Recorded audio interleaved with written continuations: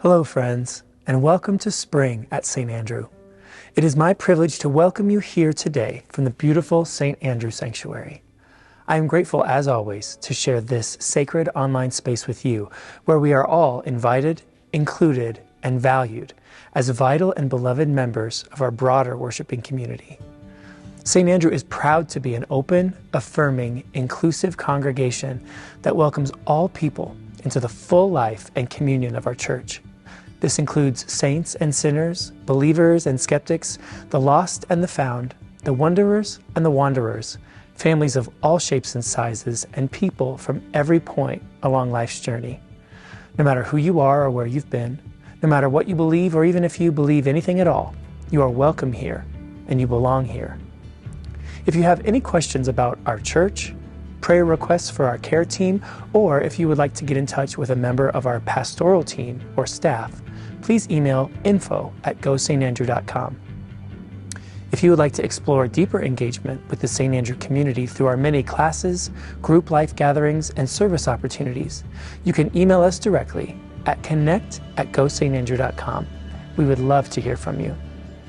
Just as a reminder, our full Sunday morning worship services, complete with music, prayer, announcements, liturgy, ministry spotlights, and the sermon, are live streamed on our YouTube page each week and permanently archived for viewing anytime. Lastly, to contribute a financial gift to the work and ministry of St. Andrew, you can always visit gosaintandrew.com/give or text St. Andrew to 28950. And now let's listen together to this week's scripture and sermon. A reading from Matthew chapter 26. When it was evening, he took his place with the 12 disciples, and while they were eating, he said, "Truly I tell you, one of you will betray me." And they became greatly distressed and began to say to him, one after another, "Surely not I, Lord." He answered, "The one who has dipped his hand into the bowl with me will betray me." Judas, who betrayed him, said, "Surely not I, Rabbi." He replied, "You have said so." While they were eating, Jesus took a loaf of bread, and after blessing it, he broke it, gave it to the disciples, and said, "Take, eat, this is my body." Then he took a cup, and after giving thanks, he gave it to them, saying, "Drink from it, all of you, for this is the blood of the covenant, which is poured out for many for the forgiveness of sins." Then Jesus said to them, "You will all fall away because of me this night." Peter said to him, "Even if all fall away because of you, I will never fall away." Jesus said to him, "Truly I tell you, this very night, before the cock crows, you will deny me 3 times." While he was speaking, Judas, one of the 12, arrived with him a large crowd with swords and clubs, from the chief priests and the elders of the people. Now the betrayer had given them a sign, saying, "The one I will kiss is the man, arrest him." At once he came up to Jesus and said, "Greetings, Rabbi," and kissed him. Jesus said to him, "Friend, do what you are here to do." Then they came and laid hands on Jesus and arrested him. Now Peter was sitting outside in the courtyard. A female servant came to him and said, "You also were with Jesus, the Galilean." But he denied it before all of them, saying, "I do not know what you are talking about." When he went out to the porch, another female servant saw him, and she said to the bystanders, "This man was with Jesus the Nazarene." Again he denied it with an oath, "I do not know the man." After a little while the bystanders came up and said to Peter, "Certainly you are also one of them, for your accent betrays you." Then he began to curse, and he swore an oath, "I do not know the man." At that moment the cock crowed. Then Peter remembered what Jesus had said, "Before the cock crows, you will deny me 3 times." And he went out and wept bitterly.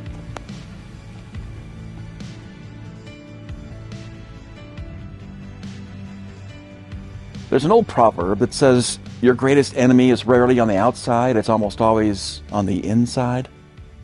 And don't we all know the truth of that adage?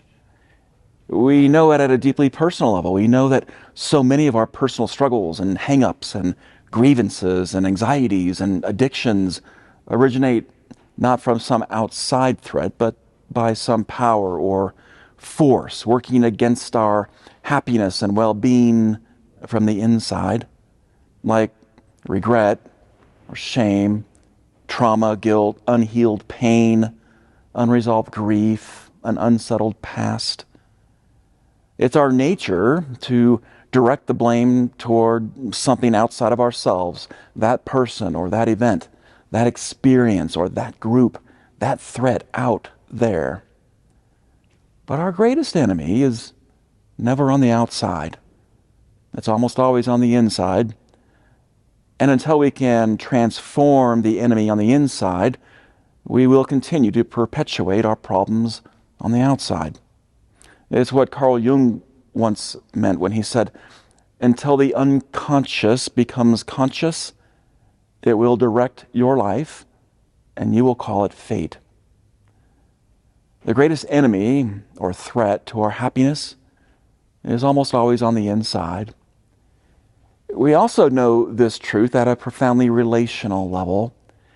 In our personal relationships, maybe you have noticed that those who tend to hurt us most are usually the ones whom we know and love most intimately, those in our inner circle. It's an uncomfortable but universal truth. The greater the love, the deeper the bond, the deeper the pain we feel whenever we are let down or disappointed, disillusioned or betrayed by others.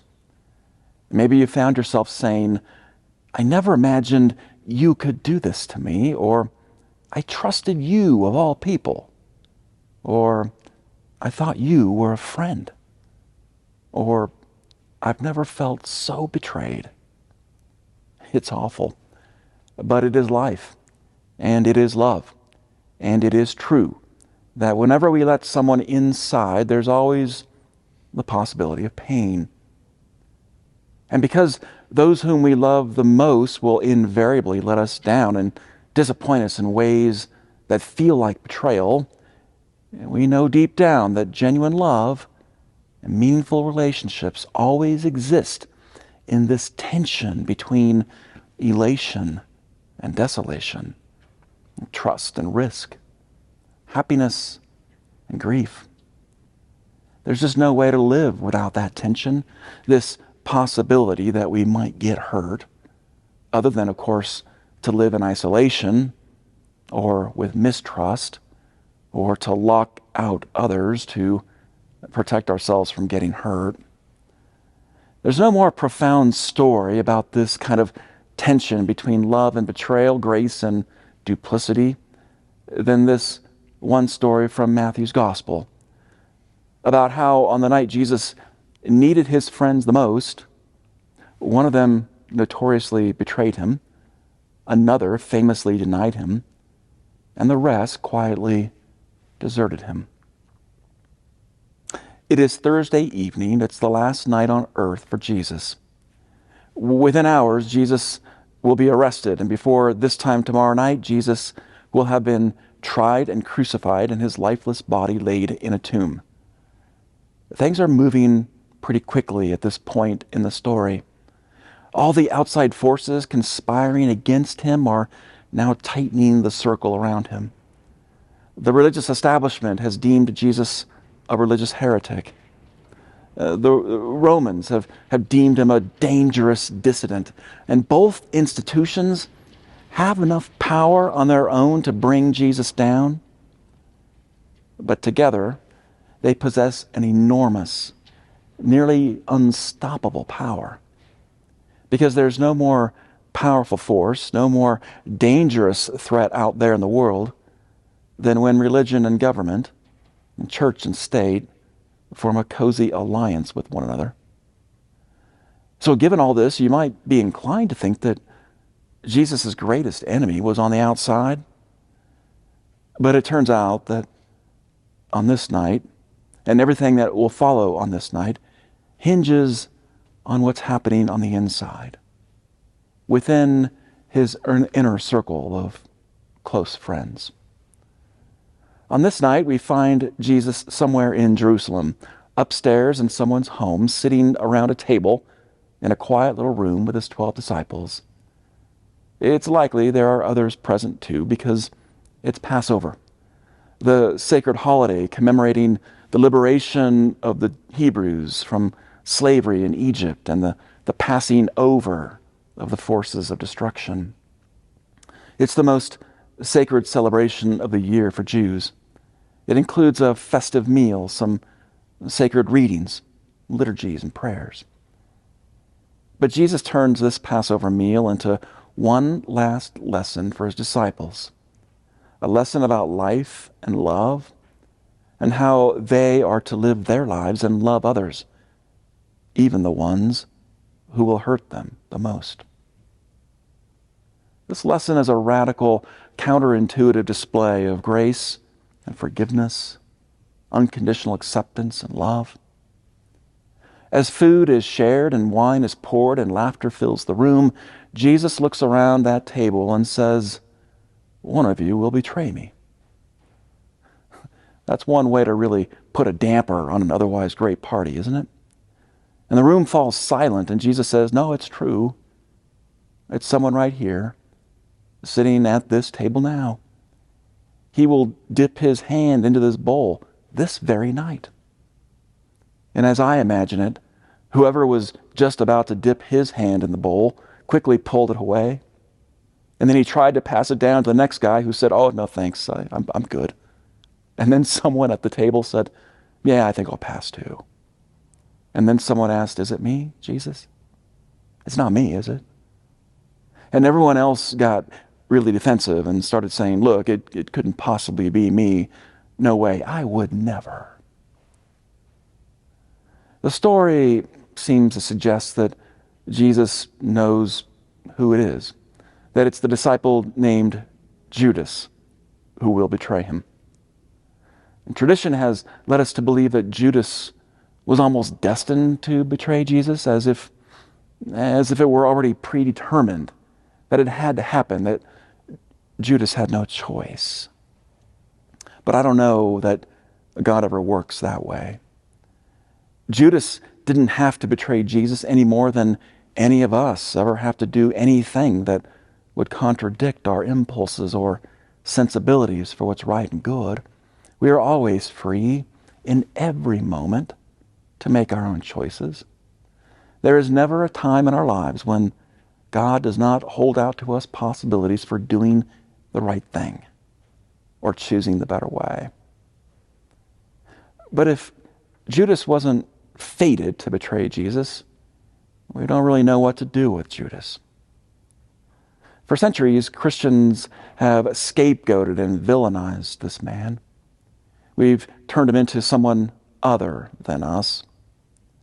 One early church leader named Papias, writing right around the year 130 CE, wrote that Judas's body was full of pus and worms. And we said, well, that was the problem with Judas, right? He was corrupted from the inside out. One medieval writer imagined that Judas in his early life killed his father and married his mother. That must have been the problem with Judas, they said. Mommy issues. An Arabic legend conjured an infant Judas obsessively biting himself. And medieval artists portrayed him as a drooling brute and a racist. Even Dante placed Judas at the very bottom of the inferno, where he's gnawed by Satan. As Dante writes, his head within and outside flails his legs. Christians have always loved to hate on Judas. But in the actual story, no one seems to suspect that Judas is the one. There was never anything over those preceding 3 years with Judas that would make you say, well, keep an eye on that guy. There's something super sketchy about him. Judas had heard every lesson Jesus ever taught. Judas, like the rest of them, had cared for the sick and fed the hungry with his own 2 hands in the name of love. Judas, like the rest of them, had left everything to follow Jesus. Judas was apparently so trustworthy that The disciples had asked him to take care of the offerings and to write the checks and balance the books. There was never anything about Judas that would have raised suspicion. Because Judas loved Jesus as much as the rest of them. In the end, perhaps Judas was misguided. According to the legend, Judas believed that once Jesus was arrested, the Jewish people would rise up in rebellion against the occupying Romans and reclaim Jerusalem. So maybe his betrayal was meant to set in motion a new political order. Maybe. Maybe it was just the money. Maybe Judas saw that the end was near for Jesus, that his arrest was inevitable anyway. So why not just take the 30 pieces of silver and do something good with them? You could accuse Judas of any number of moral flaws or missteps, but you can't say that Judas set out to kill his friend and rabbi. Jesus says, the one who will betray me is sitting right here at this table. And they all asked openly, who could do such a thing? But quietly in their hearts, each of them wondered, is it me? There are not just 12 disciples sitting around the table that night. There are 12 very real humans who, like Judas, like every one of us, possesses the capacity for betrayal. Judas was the most notorious betrayer among them, but the other 11 were far from perfect. None of them was blameless by the time Jesus was crucified. Judas told the authorities where they could find and arrest Jesus, but the other 11, they never went looking for Jesus once he was taken away from them. Judas handed over Jesus, but the other 11 deserted him as he hung on a cross. Judas betrayed Jesus with a kiss in the garden that night. But 3 hours later, Peter 3 times denied knowing Jesus with a lie in the courtyard. I do not know that man, he said. I swear, I don't know him. Betrayal comes in various forms. In the Greek, the word for betrayal is paradidomai. It means to surrender someone into the hands of another, or to hand someone over to another power. Today we might think of betrayal as a breach of trust, an act of disloyalty, but paradidomai suggests it's much more complex than that. Ultimately, to betray someone is to turn away from them by saying, I'm no longer responsible for you. I am passing you off into the hands of another, into the hands of the world, into the hands of chance or fate or circumstance. When we see it this way, we realize that betrayal comes in various forms, but it's mostly all the same. You can betray a friend by gossiping about her, but you can also betray her by just not showing up for her when she really needs you the most. You can betray your kids by walking out on them, but you can also betray them by just not speaking up when you see something that's not quite right. You can betray your partner by falling for another, but you can also betray her or him by giving your hearts to something other, like your work, your own interests, or your own self-absorbed goals or plans or dreams that don't include them. Betrayal is a decision, conscious or otherwise, to kick the can and to pass the buck, to wash your hands and turn a blind eye and pretend that we don't know. One of the greatest societal betrayals of our generation is our national obsession over guns at the expense of public safety and our peace of mind and the well-being of the common good. Gun violence is the leading cause of death among children in America. Every day in the U.S., we hand over our children to the idolatrous powers of political self-interest and conspiracists and lobbyists and a $51 billion gun industry that profits from our grief. For our 30 pieces of silver, we hand over 19,000 children every year, 52 children every day, 2 children every hour in America, where we promise liberty and justice for all, so long as you own an AR-15 and you're not a child. This year, about as many American children will die by gun violence as those innocent Americans who perished in the attacks of 9/11. And if our lawmakers pursued gun violence solutions with the same fierceness and resolve with which they pursued terrorists in the Middle East, our children might actually live to know the meaning of the right to life, liberty, and the pursuit of happiness. Our greatest enemy is rarely on the outside. It's almost always on the inside. And betrayal is a decision to kick the can and to pass the buck, to wash our hands and turn a blind eye and pretend we don't know when we actually do.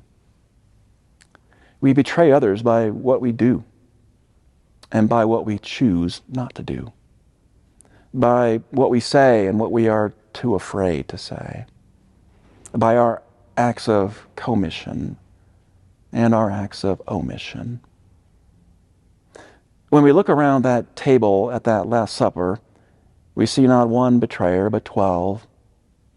Each of them knows what it feels like to fail the ones they love and the ones they are given over to love and protect and care for. None are so innocent or blameless as to believe that the betrayer Jesus speaks of couldn't possibly be them. Before moving to Colorado, I spent some time in prison. Visiting inmates as part of a prison ministry. These men spoke about how their lives had been redeemed by the forgiveness and grace of Jesus and the great kindness of Christians. Most of these men had been locked up for more than 25 years. Many were serving life sentences for third-strike drug offenses. One of the visitors in our group spoke up in one of our sessions, and he said, if we were all together having this same conversation in the outside world, he said, no one would be able to really tell the difference between you guys on the inside and us. He said, aside from your blue prison coveralls, no one would ever really know that you're not like all of us on the outside. He didn't mean it the way it sounded. But one of the inmates spoke up and said, no, we are like you. And maybe, he said, you are more like us than you realize. At the table, all the disciples asked Jesus, is it me? Because they knew it could be. And this whole story would sound so hopeless and depressing were it not for what Jesus does next. Around that table, Jesus reminds us that in every moment there is always the possibility for the redemption of the betrayer. The people we love will betray us, and we will betray the people we are given to love, but betrayal doesn't have to be the last word. At that table, Jesus gives us his most radical lesson of all. Knowing that his betrayer, Judas, is present, he still feeds him, even before the deed is done. Knowing that his denier, Peter, is present, he still feeds him, even before the denial is made. Knowing that his deserters are present, he still feeds them, even before they scatter and hide. Even betrayers and deniers and deserters are given a place at the table of Jesus. Take and eat, he says. This is my body, given for you, Judas. And take and drink this cup, Peter. This is the cup of forgiveness. It's poured out for you. Betrayal says, hand this problem off and hand these people off and pretend you don't see and turn away from the world. But at the table, Jesus says, take this bread. and take this cup. Take this, each of you, and take this, all of you, and take this into you, and take this upon you, and take this with you. Back into the broken world for all the betrayals and all the betrayers that ever were and ever will be. Feed them, says Jesus. Because feeding them is the only possible way to transform them. Jesus says, say to the world, take this cup and drink, eat this bread. Before the world can hand you off or hand you over, hand over yourself to the world freely in love. Between every betrayal and every denial, Jesus sets the table and leaves us with a loaf of bread and a cup of wine. And he says, take this, all of you. And so our takeaways for today, our greatest enemy is almost always on the inside. Even betrayers and deniers and deserters are given a seat at the table of Jesus. And between every betrayal and every denial, there is bread and wine.